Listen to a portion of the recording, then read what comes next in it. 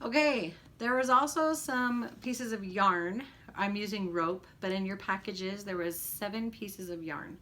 And I want to explain to you why I included those in your class packet. So these represent the lines that you might be tethered to during your birthing time.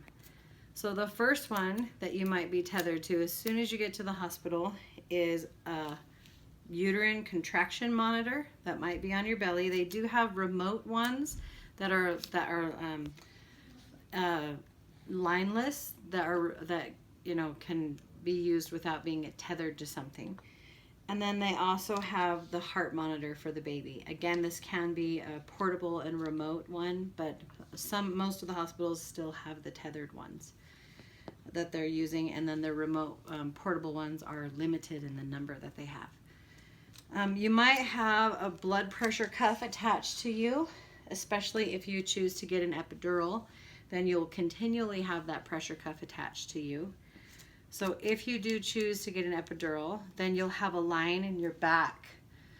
So I'm just going to tape it right here on my shoulder, because that line will actually come in your back and then over, and they usually put the end of the line either attached to a pump or in your front pocket. Then if you do have an epidural, they'll do a Foley catheter, and that Foley catheter will be inserted to a line as well. And then if you have an IV, you'll have an IV in place, not on the blood pressure arm, but an IV in place right here. So this will be a possible fluids that are running.